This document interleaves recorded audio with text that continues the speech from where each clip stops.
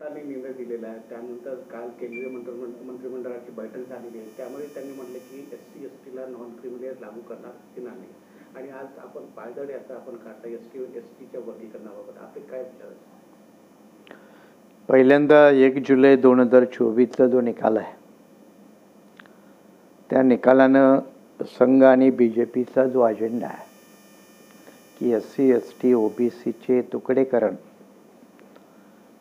हा अजेंडा मजबूत होत आहे. त्या जजमेंटमध्ये दोनच भाग आहेत. एक SC STचं वर्गीकरण आणि क्रिमिलेअर लावावं ही सूचना आहे, तो काय आदेश नाही. खरं म्हणजे हे जजमेंट आल्यानंतर देशभर त्याच्या प्रतिक्रिया उमटत आहेत. 21 तारखेला कर्मचाऱ्यांच्या वतीनं भारत बंद आहे. खरं म्हणजे हे जजमेंट आल्यानंतर तामिळनाडू, तेलंगणा, पंजाब या राज्यांनी त्याचं स्वागत केलं. काँग्रेस पक्षानं अजून तोंड उघडलं नाही. जेव्हा की तेलंगणामध्ये त्यांचे काँग्रेसचे मुख्यमंत्री त्याने स्वागत केलं, पण राहुल गांधीचं अजून तोंड उघडलं नाही, सोनिया गांधीचं नाही, खरगेंचं नाही. म्हणजे त्यांची जवळजवळ याला मूकसंमती आहे.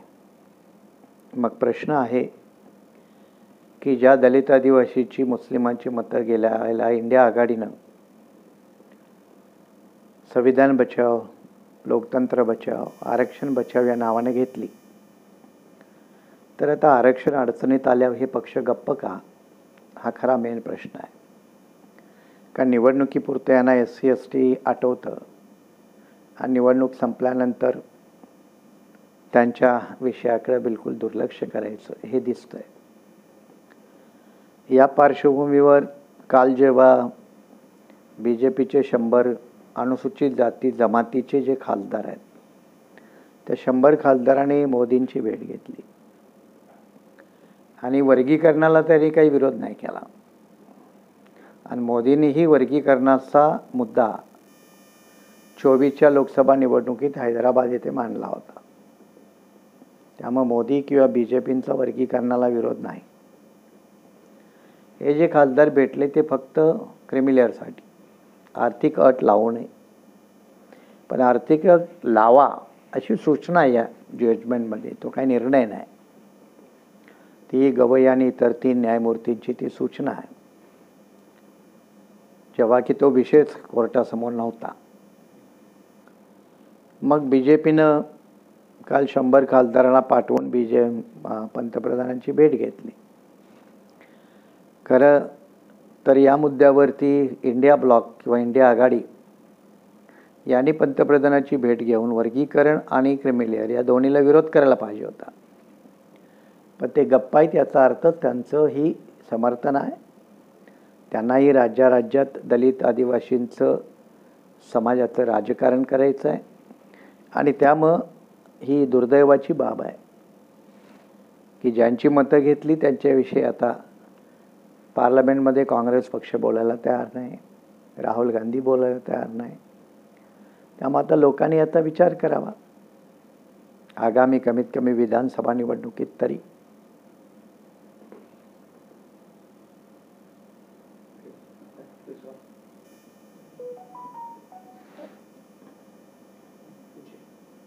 सर, आज आपण आपल्या नेतृत्वामध्ये नागपुरातून पायदळ यात्रा काढताय आपण, याचं काय सर, आपण त्या बाबतीत काय सांगणार? खरं म्हणजे BRSPचा संबंध महाराष्ट्रामध्ये 2024 चुनाव में दलित आदिवासी ने मुस्लिमों ने क्या खोया क्या पाया या विषयावरती 2024च्या निवडणुकीची समीक्षा आणि आगामी निवडणुकीची तयारी असा एक विषय आहे. आणि त्या अनुषंगानेच आजची ही महेश्वरी हॉलला ती सभा आहे. पण मध्येच हे जजमेंट आलं वर्गीकरणाचं आणि त्यामुळे त्या विषयाच्या अनुषंगानं संविधान चौक ते महेश्वरी हॉल त्या ठिकाणापर्यंतचा हातचा हा संविधान चौकातील बाबासाहेबांच्या पुतळ्यांना पुष्पहार अर्पण करून ही रॅली आहे. आणि तो रॅलीचा तोच विषय आहे की वर्गीकरण हे जे करण्याची सूचना आहे, आदेश आहे न्यायालयाचा, त्याचा पुनर्विचार करावा सरकारनं, पार्लमेंटनं त्याच्याविषयी भूमिका घ्यावी. आणि क्रिमिलेअरबाबत तर तो लावताच येत नाही आणि त्याचाही पुनर्विचार करावा या 2 मागण्यासाठी.